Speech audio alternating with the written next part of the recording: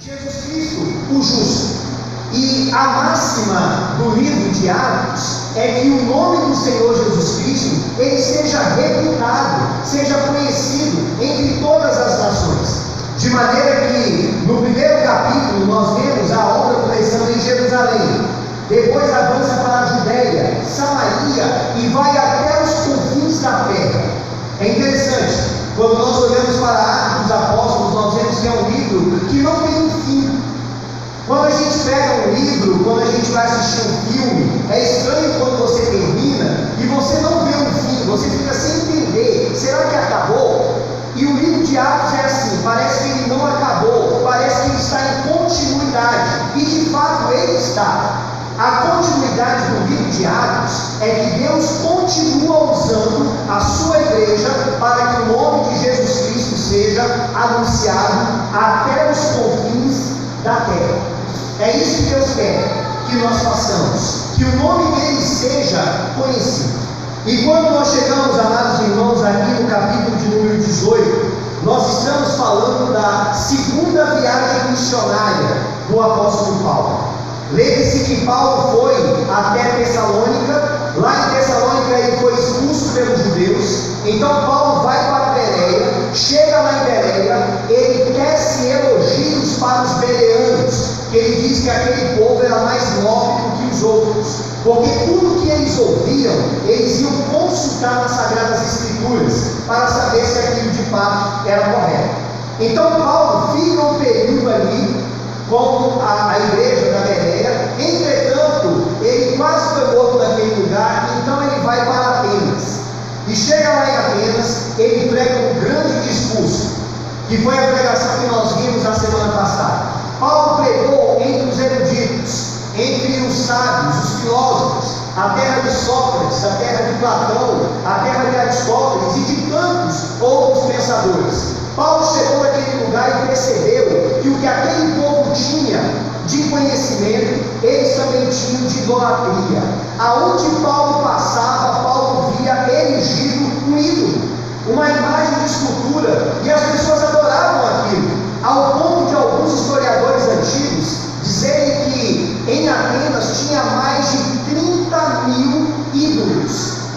30.000 ídolos. Diziam os historiadores antigos que era mais fácil você achar uma imagem de escultura do que você achar um homem naquela cidade. Ao ponto que Paulo encontrou então um local que não tinha uma imagem, mas que estava escrito: ao Deus desconhecido. Paulo então pega aquele gancho, o Deus desconhecido, para pregar sobre o verdadeiro Deus. E ele então diz que o verdadeiro Deus é aquele que é o Criador dos céus e da terra. O verdadeiro Deus é aquele que é o Deus que não somente criou, mas é o Deus que provê o alimento, que provê a respiração, que provê tudo que temos. Ele diz que o verdadeiro Deus é o Senhor dos céus e da terra, o verdadeiro Deus é o Salvador do mundo, e o verdadeiro Deus é o juiz de todo homem. A palavra de Paulo foi esta: Deus é soberano, Deus é Senhor, Deus é Criador, Deus é um juiz, no qual todos nós um dia deveremos prestar conta a Ele. Um dia todo joelho se dobrará diante deste Deus que criou os céus e a terra, e terão que apresentar alguma coisa, ou as obras de Jesus Cristo, que os levarão para o céu, ou as suas próprias obras, que infelizmente os levarão direto para o inferno. E Paulo então, após pregar aquela palavra, nós percebemos que parece que ele ficou entristecido, ele ficou desencorajado após ele ter pregado a palavra em Atenas. Olhe para o capítulo de número 17, versículo de número 32, e você perceberá isso. No versículo 32 do capítulo 17 diz assim: quando ouviram falar de ressurreição de mortos, uns escarneceram, e outros disseram: a respeito disto te ouviremos noutra ocasião. A esta altura, Paulo se retirou do meio deles. Vejam que toda a pregação, ou em todos os momentos da história da igreja, isso aqui sempre acontece. Quando a palavra do Senhor é pregada, algumas pessoas zombam, fazem pouco caso, desdenham daquilo que está sendo pregado, ou outros dizem: amanhã te ouviremos, amanhã nós vamos te escutar, ou amanhã eu vou para a igreja, amanhã eu volto. E foi isso que aconteceu com Paulo. Paulo prega em Atenas, alguns zombam, e outros falam: Paulo, depois a gente te escuta. Só que vejam que houve uma reação da parte de Paulo. O verso de número 33 disse: a esta altura, Paulo se retirou do meio deles. Paulo ficou aqui entristecido, Paulo ficou aqui desencorajado, neste momento, diante desta palavra. E para onde que ele foi? Para Atenas. Triste, desencorajado, cabisbaixo. Por quê? Porque é difícil. Não é fácil, meu querido irmão, quando você prega para uma plateia que não quer te ouvir. Não é fácil quando você prega para as pessoas que estão te zombando da mensagem que você está trazendo. Todo pregador, todo pastor, ele quer que a igreja cresça. Toda pessoa quer ver a obra do Senhor avançando, mas é triste quando você prega e você não vê as coisas acontecendo. E Paulo ficou assim, desencorajado, entristecido. O reverendo Mauro Meister, ele falando sobre a igreja, ele falou sobre algo que é muito claro, é muito óbvio. A igreja, ela não cresce de uma forma assim gigantesca. Uma igreja séria, uma igreja que preza pela palavra, ela cresce paulatinamente, ela cresce devagar, pessoa a pessoa incluída. É dessa maneira. Olha a igreja. Quando Deus quer que a igreja cresça de uma forma assim, extremamente sobrenatural, de uma forma avultosa, pode ter certeza que um avivamento está acontecendo naquele lugar. Um avivamento está acontecendo. É assim, e foi assim que ocorreu nos grandes avivamentos. Mas a forma ordinária da igreja do Senhor avançar é devagar, é pouquinho. Vai vindo um, vai vindo outro, vai entendendo a palavra, e as coisas vão acontecendo desta forma, e Deus vai acrescentando as pessoas. Só que Paulo, nesse momento, ele ficou desencorajado. Eu fico imaginando, irmãos, que o desencorajamento de Paulo não foi apenas o de Paulo, mas todos nós, às vezes, passamos por isso. Quem aqui nunca passou por um desencorajamento? Uma frieza, uma apatia, um entristecimento? Será que o tempo todo a gente só está lá em cima? Será que o tempo todo a gente só está avançando? Ou não há momentos que a gente está para baixo? Ou não há momentos que a gente olha para a nossa vida e fica sem entender o que está acontecendo? Vejam que foi assim, por exemplo, com Moisés. Moisés, lá no livro de Números 11, versículo 11, ele diz assim: disse Moisés ao Senhor: por que fizeste mal a teu servo? E por que não achei favor aos teus olhos, visto que puseste sobre mim a carga de todo este povo? Moisés estava desencorajado. Deus tira Moisés para que Moisés liderasse uma grande nação, levasse aquela nação para a terra prometida, e no meio do caminho era um povo difícil que ele estava guiando. Um povo duro, um povo que o tempo todo ficava murmurando, ficava reclamando, se lembrando lá das codornizes, das carnes que tinham lá no Egito. Deus fazia, Deus agia, Deus curava, Deus abria o mar, Deus fazia proezas no meio daquele povo, e o povo o tempo todo reclamando, e a carga estava sobre quem? Sobre Moisés. Moisés que estava levando aquela carga, ao ponto dele falar: Senhor, eu não consigo. E o que Deus faz então? Deus então traz uma palavra de encorajamento para Moisés. Ele levanta o sogro dele, Jetro, e pede que ele levante pessoas para ajudar a Moisés a cuidar daquele povo. É daí que vem um princípio que nós temos da igreja presbiteriana, que a igreja ela não é cuidada apenas por um homem, mas ela é cuidada por um colegiado. Uma pessoa só não consegue levar a carga de todos.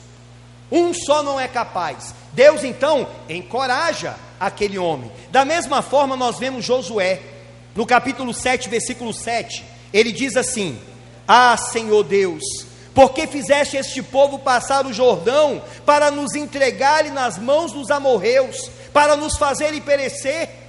Tomara-nos contentar-nos com ficarmos da além do Jordão. Josué, desencorajado, chegou naquele lugar, estava vendo a hora de ser destruído. Uma grande parcela do povo de Israel foi destruído por um povo pequeno, o povo de Ai. E agora eles tinham uma grande nação diante de si, uma grande cidade, a cidade de Jericó. Ele estava cabisbaixo, estava desencorajado, ao ponto então de Deus trazer uma palavra de coragem para aquele homem: levanta, há pecado no meio de vós. Deus então norteou o que ele tinha que fazer. Vai lá na casa de Acã, o pecado está lá. Ele escondeu lá uma capa de ouro. É por isso que essas coisas estão acontecendo, de maneira que quando Deus fala, Deus levanta o homem que está desencorajado. E assim vemos vários testemunhos. Elias é outro. Em 1 Reis capítulo 19 versículo 4, ele diz: ele mesmo porém se foi ao deserto, caminho de um dia, e veio e se sentou debaixo de um zimbro e pediu para si a morte, e disse: basta, toma agora, ó Senhor, a minha alma, pois não sou melhor do que os meus pais. É interessante a Bíblia, né?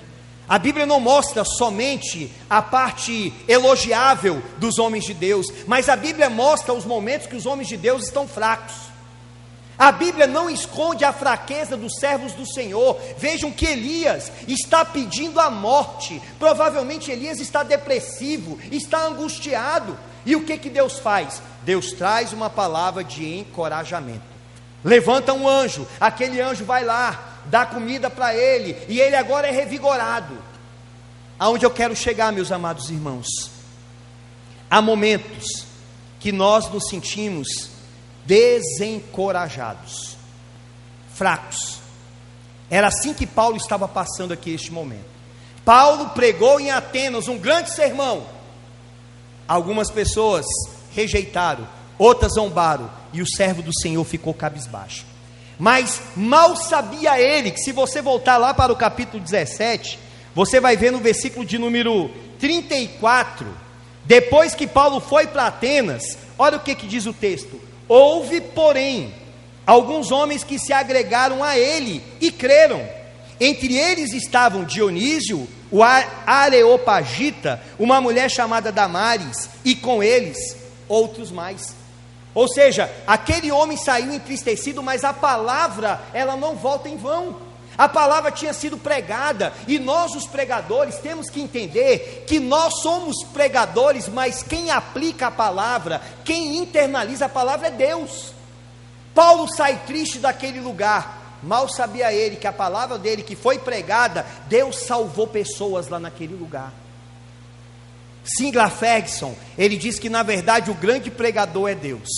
Nós somos apenas pessoas que levam a semente, mas quem prega no coração do homem, quem abre o coração, quem salva vidas é Deus. Somente Ele é capaz de fazer isso. Meus amados irmãos, nós vamos ver nessa noite que Deus, Ele encoraja o seu povo para continuar a peregrinação. Deus encoraja o seu povo para continuar a peregrinação.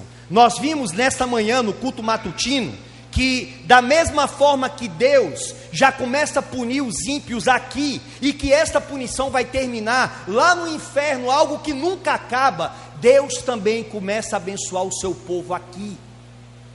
Ele já começa a dar luzes ao seu povo aqui. O povo de Deus passa por luta? Passa, mas certamente vem o refrigério, certamente vem uma palavra. Deus cuida do seu povo como um pai que ama. Deus disciplina o seu povo de uma forma paternal. Que esta palavra, meu querido irmão, ela venha revigorar o teu ânimo, que esta palavra venha fazer com que você avance, se porventura você está desencorajado. Vejamos então, o que Deus falou para Paulo sobre o desencorajamento dele. Primeiro, Deus encoraja o seu povo colocando novos amigos ou novas amizades. Olhe para o versículo de número 1 do capítulo 18. Depois disso, deixando Paulo Atenas, partiu para Corinto. Lá encontrou certo judeu chamado Áquila, natural do Ponto, recentemente chegado da Itália, com Priscila, sua mulher, em vista de ter Cláudio decretado que todos os judeus se retirassem de Roma. Paulo aproximou-se deles. Vejam que o versículo 1 começa dizendo que Paulo foi para onde? Corinto. O pior ministério de Paulo, ou o mais difícil ministério do apóstolo Paulo, foi em Corinto. Não foi em Atenas, foi entre Corinto que ele foi perseguido. Foi lá em Corinto que tentaram dizer que ele, falaram abertamente que ele não era um verdadeiro apóstolo, que se levantaram contra a vida dele. Mas justamente quando ele chega lá em Corinto, entristecido, desencorajado, diz que ele encontra um casal, o casal chamado Áquila e Priscila, que era o natural do Ponto, que haviam chegado recentemente da Itália. Deus providencialmente colocou aquele casal para cuidar de Paulo, colocou aquele casal para recepcionar, hospedar o apóstolo Paulo. E interessante que, se você olhar para o verso de número 3, tinham o mesmo ofício do apóstolo Paulo, que era fazer tendas. E posto que eram do mesmo ofício, passou a morar com eles, e ali trabalhava. Provavelmente o apóstolo Paulo, antes da sua conversão, ele era um rabino, porque os rabinos, eles tinham não somente o entendimento das escrituras, mas eles também tinham uma profissão, e essa profissão que eles tinham, eles passavam para os seus filhos. E Paulo aqui tinha a profissão de uma pessoa que confeccionava ou fazia tendas, e justamente na cidade de Corinto ele encontra um casal que também fazia tendas, e o recebe, cuida dele, conversam, tinham algo em comum, tanto a profissão de fazer tendas, como também a fé em Jesus Cristo. Uniu as duas coisas agora estavam caminhando juntas. Era um lugar, meus queridos irmãos, esta casa, aonde era um lugar tanto de trabalho, quanto também era um lugar de pregação do Evangelho, aonde a palavra estava sendo pregada, de maneira que a amizade que eles fizeram foi tão grande, que Paulo, mais à frente, vai chamar este casal de meus cooperadores, pessoas que cooperam na obra do Senhor. Sabe o que eu olho para isso, irmãos? O que eu vejo nesta questão? Algo que eu já falei aqui na igreja: nós precisamos de amigos. Precisamos de amigos.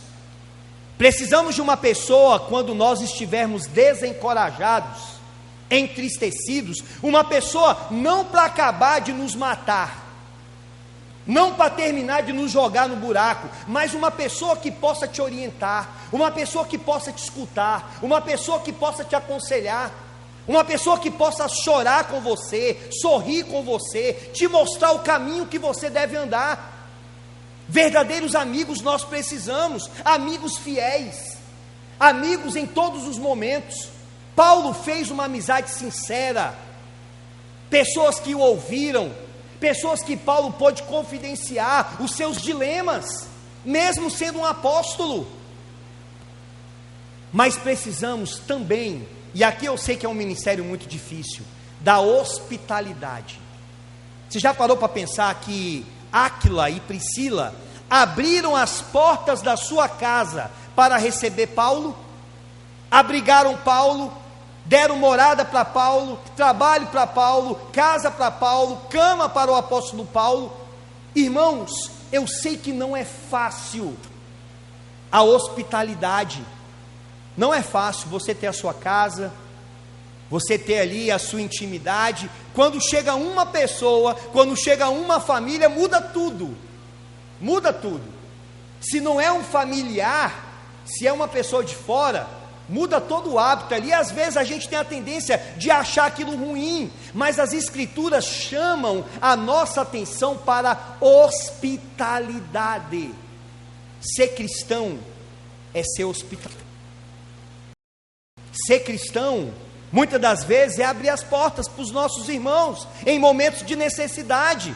Mais uma vez eu falo, não é fácil, então devemos orar, para que Deus mude isso no nosso coração, para que Deus nos ajude a realizarmos isto. Tudo isso estava acontecendo aqui. Paulo desencorajado, mas uma família hospitaleira. Paulo desencorajado, mas amizade sendo feita. E aqui eu vou lembrar os amados irmãos das aulas que estamos tendo na quarta-feira sobre igreja. O que é ser igreja? Igreja é ter comunhão com o cabeça dela, que é Jesus Cristo, mas igreja é ter comunhão também com o corpo do cabeça. É nós termos comunhão uns com os outros. Não dá para ser igreja isolado, não dá para ser igreja como ilha, não dá para ser igreja e não ter contato com pessoas, não dá para ser igreja e não sentir o cheiro dos irmãos. Não dá, meus queridos irmãos, não dá para viver assim. Igreja é amizade, igreja é interação, igreja é estar juntos.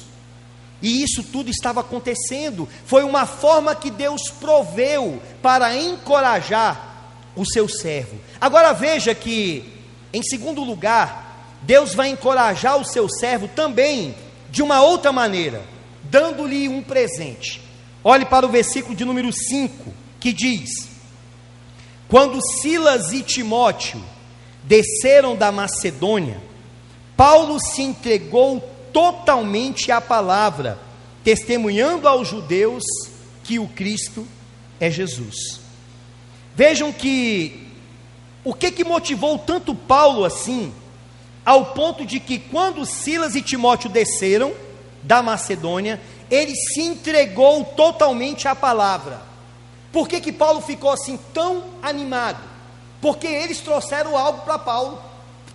Não somente a amizade, não somente o companheirismo, que tudo isso é extremamente importante. Paulo amava esses irmãos, Paulo estava com saudade desses irmãos, mas se você olhar, eu quero que você abra comigo lá em 2 Coríntios, capítulo 11, versículo 8 e 9, nós vamos ver que algo foi dado ao apóstolo Paulo. 2 Coríntios capítulo 11, versículo 8 e 9, diz assim: despojei outras igrejas, recebendo salário para vos poder servir, e estando entre vós, ao passar por privações, não me fiz pesado a ninguém, pois os irmãos, quando vieram da Macedônia, supriram o que me faltava, e em tudo me guardei e me guardarei de vos ser pesado. Estão entendendo? Quando Timóteo e Silas, volte lá para Atos 18, quando Timóteo e Silas desceram da Macedônia, eles levaram uma ajuda financeira, que supriram as necessidades do apóstolo Paulo. Gente, ele é apóstolo, ele não era um super-homem fantasiado, era um homem que tinha necessidades físicas, era um homem que tinha necessidades e passava por situações adversas emocionalmente. Provavelmente aquele entristecimento juntou com tudo, um problema de necessidade física, necessidade financeira, e ele foi suprido por aqueles homens de Deus. Eu não sei se você já teve experiência assim. Você está desencorajado e aí as portas se fecham todas. Já passou por isso? Você está triste, aí parece que vem um problema financeiro, aí parece que vem um problema assim, parece que você passa a viver o dia mal. Mas é nesses momentos, meus queridos irmãos, não colocando como uma regra, mas é nesses momentos que Deus pode, de uma forma sobrenatural, nos ajudar. É nesses momentos que Deus mostra que Ele nos ama também. Pode mostrar deixando a gente passar por aquilo, para que a gente cresça, e pode também mostrar intervindo. Eu já falei para a igreja, mas se não de púlpito, eu tenho que dar um testemunho que tem tudo a ver com isso aqui. Os irmãos sabem que eu perdi o carro, que eu sofri um acidente, não consegui arrumar o carro, e carro não é tudo, mas entristece quando você perde alguma coisa, entristece. porque a gente sabe como foi difícil pagar aquilo, a gente sabe das dificuldades, sabe das privações. Então, ainda que aquilo não seja um ídolo para mim, mas é algo que trazia benefício para mim, para minha família, para vir para a igreja, para ir para Santa Luz, para ir para vários lugares fazer a obra do Senhor. Mas amém, passou. Eu vou pregar a palavra, vou lá em Brasília, vou pregar a palavra do Senhor.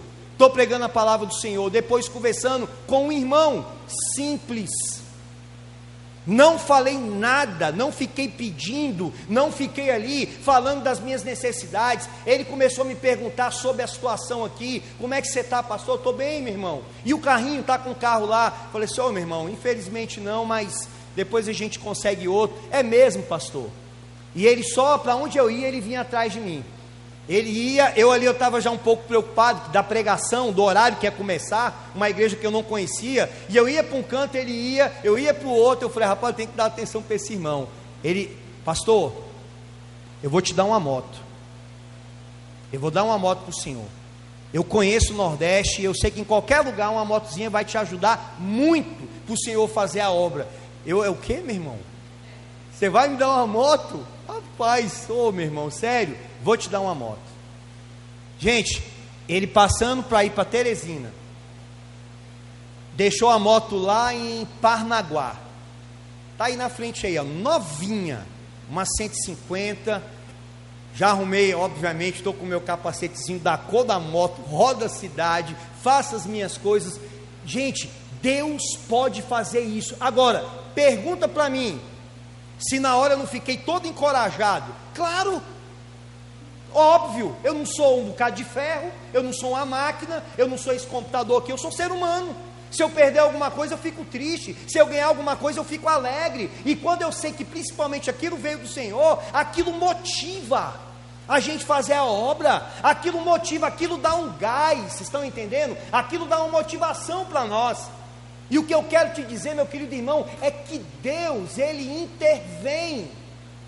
Deus, Ele pode, para o encorajamento do seu povo, em momentos pontuais da nossa vida, intervir, abrir uma porta, fazer algo que você menos espera. Ele realiza aquilo, e aquilo te dá um ânimo muito grande para você fazer a obra. E que coisa maravilhosa, né? Começo do ano, imagina, você entra assim no comecinho do ano, Deus te dá uma moto, rapaz, é um ano agora que vai ser um ano todinho, engrandecendo o nome do Senhor. Se não tivesse também, com a graça dele faria o mesmo. Então, veja, Deus, Ele encoraja, te dando amigos, Deus encoraja o seu povo, te dando presentes, e Deus encoraja falando. Aqui no caso de Paulo, ele falou de uma forma direta, imediata. Olhem para o versículo de número 8, ou melhor, vamos acompanhar a partir do verso 5. Quando Silas e Timóteo desceram da Macedônia, Paulo se entregou totalmente à palavra, testemunhando aos judeus que o Cristo é Jesus. Opondo-se eles e blasfemando, sacudiu Paulo as vestes e disse-lhes: sobre a vossa cabeça o vosso sangue, eu dele estou limpo, e desde agora vou passar para os gentios. Veja, aquele povo se opôs, e Paulo falou: as minhas mãos estão limpas, eu vou agora pregar para os gentios, não prego mais para vocês, vou agora lá para o outro lado, porque o povo não queria. Paulo então, tá bom, eu vou pregar para outras pessoas. Aí Paulo começa então, diz o verso 7, saindo dali, entrou na casa de um homem chamado Tício Justo, que era temente a Deus. A casa era contígua à sinagoga, ou seja, era ao lado. Mas Crispo, o principal da sinagoga, creu no Senhor com toda a sua casa. Também muitos dos coríntios, ouvindo, criam e eram batizados. Uma grande obra começou a acontecer aqui, e Paulo está motivado. Agora Deus, para encorajar mais o seu servo, ele diz: teve Paulo durante a noite uma visão, em que o Senhor lhe disse: não temas, pelo contrário, fala e não te cales, porquanto eu estou contigo, e ninguém ousará fazer-te mal, pois tenho muito povo nesta cidade. Veja, irmãos, uma palavra de encorajamento de Deus ao seu servo. A primeira dela é: Paulo, em outras palavras, Paulo, não temas, Pelo contrário, fala e não te cales. Sabe por que Deus estava falando assim para Paulo? Porque Deus sabe não somente o presente, mas o futuro. E o futuro foi Ele que colocou o futuro lá. Paulo sabia, ou melhor, Deus sabia, que o ministério de Paulo em Corinto seria difícil, de muita oposição. E o que Deus fala para ele? Paulo, não temas, fala e não te cala. Lembra que Paulo já estava motivado, Paulo se entregou totalmente à palavra. Deus então aproveita esse ensejo e fala: Paulo, continua assim, não para, não temas, continue, não pare de falar. E quando eu olho para isso, irmãos, eu vejo que esta palavra não é só para Paulo, mas é para todos nós. Providencialmente Deus te trouxe aqui nesta noite, para que você saiba disso. Não temas, não temas, não se amedronte diante do mundo, diante das perseguições, diante das adversidades, diante das lutas. Crente não é chamado a se acovardar, crente é chamado para continuar, apesar das situações, a despeito de qualquer situação que estejamos passando. Não temas. Será que você consegue ouvir Deus falando assim ao teu ouvido, ao teu coração? Não tema, não temas. É o que pode estar desencorajando você? É uma questão financeira? É uma questão de saúde? É alguma coisa que você terá que passar? Não temas. Confie em Deus, confie no Senhor e continue falando, e continue pregando, e continue anunciando a palavra do Senhor. Não tema, porque nós estamos seguros na mão dEle. É um Deus que cuida de nós, é um Deus que é um Pai, um Deus que é Pai. Agora, olhe para o texto diz: não temas, pelo contrário, fale e não te cales, porquanto eu estou contigo, e ninguém ousará fazer-te mal. Eu estou contigo. Ah, meu irmão, é a mesma palavra que Deus falou na leitura que nós lemos de Josué: assim como fui com Moisés, assim serei contigo. Assim como fui com Paulo, eu sou com a igreja em Bom Jesus. Irmãos, nós temos que entender que o Deus é o mesmo. O Deus lá do Antigo Testamento é o mesmo Deus do Novo, que é o mesmo Deus que está aqui hoje, e nós temos que confiar nas promessas dEle. Por isso que hoje aqui, firme nas promessas do Senhor. Por isso que nós cantamos nessa noite: firme então minha alma, porque nós queremos que você entenda isso, que a nossa fortaleza é o Senhor, que a nossa segurança é o Deus vivo. Ele é conosco, como diz aqui o texto: não temas, eu sou contigo. Será que não é essa a promessa de Jesus Cristo na grande comissão? Quando Jesus Cristo, antes de voltar aos céus, que Ele disse que nós no caminho deveríamos fazer discípulos, batizar em nome do Pai, do Filho e do Espírito Santo. E eis que eu estou convosco até a consumação dos séculos. Deus está contigo. Deus está contigo, meu amado irmão. Se você entrou numa aliança com esse Deus verdadeiro, aqui está dizendo: eu estou contigo, e ninguém ousará fazer-te mal. Interessante isso, né? A gente sabe que muitas coisas ruins aconteceram com Paulo em Corinto. E como que ninguém ousará fazer-te mal? Ninguém ousará fazer mal longe da égide de Deus, do poder de Deus. O diabo, ou qualquer ser humano ruim, maldoso, só toca no povo do Senhor com o consentimento do Senhor. Estamos seguros. Podemos perder tudo. Podemos perder bens, podemos perder saúde, podemos perder beleza. Tudo isso passa, tudo isso vai se esvair. Entretanto, ninguém poderá tirar o povo de Deus das mãos de Cristo Jesus. É uma promessa do Senhor, ninguém as arrebatará. Você consegue entender isso? Será que isso não é uma palavra de ânimo? Será que não é uma palavra de esperança para uma pessoa que está prestes a morrer no hospital? Se ele é do Senhor, meu irmão, essa casa aqui ela pode se acabar completamente, pode morrer, entretanto ninguém vai tirar você da presença do Deus vivo. Agora, olhe para o texto, lembra? Paulo está sendo encorajado, esse é o texto. Agora vejam que o Senhor tem algo mais a falar para ele. Olhe para o versículo 10. Porquanto eu estou contigo, e ninguém ousará fazer-te mal, pois tenho muito povo nesta cidade. Aqui está, meus irmãos, uma grande base para a doutrina da eleição, a doutrina da predestinação, que muitos não aceitam, mas é bíblica. Você está entendendo que Paulo falou, eu não vou pregar, Paulo estava desanimado, Paulo não queria entrar naquela cidade ali de Corinto, e o que Deus fala para ele? Paulo, entra nessa cidade, pois eu tenho muitas pessoas aí, ou seja, o meu povo está aí, precisa ouvir a palavra. Aqui nós temos uma prova muito clara, pois tenho muito povo nesta cidade.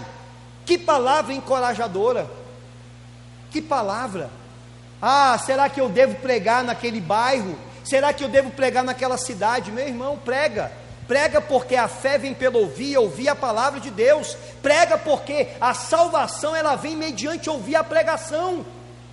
Os eleitos do Senhor serão levantados, serão regenerados, ouvindo a palavra. É isso que Deus está falando. Paulo, não tema, meu irmão.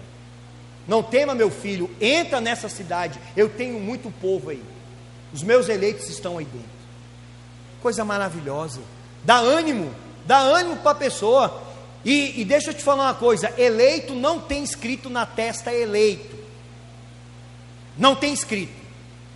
Ninguém está lá escrito assim, salvo, não salvo. Não. Temos que pregar a palavra para todos. Mas quem é que vai se converter? Aqueles que Deus chamar. Aqueles que Deus converter, aquele que Deus fizer uma obra. E por fim,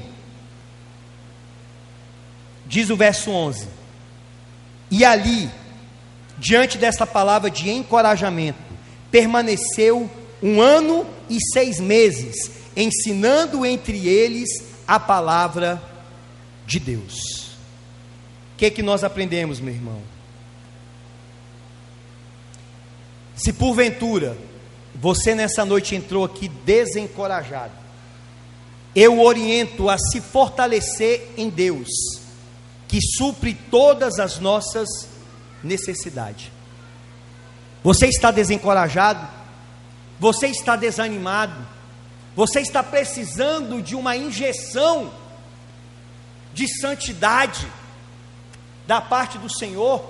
Eu quero desafiar você, meu querido irmão, a buscar esse Deus vivo nesta noite, a clamar esse Deus. O que nós precisamos não é de dinheiro, Deus pode dar isso. O que nós precisamos é do Deus vivo. Por isso que a leitura que nós fizemos nessa noite é: buscar em primeiro lugar o seu reino e a sua justiça, e as demais coisas serão acrescentadas.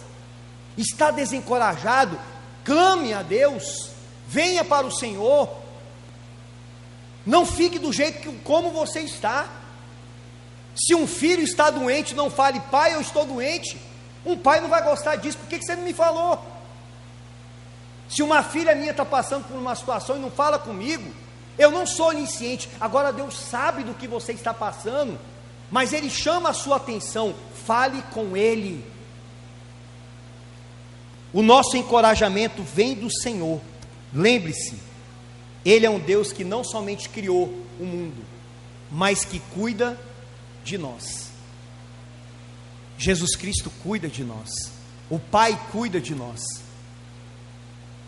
Ele cuida de cada detalhe da minha e da tua vida. Ele se preocupa com cada situação que você está passando, meu querido irmão. Deus requer que você venha para Ele.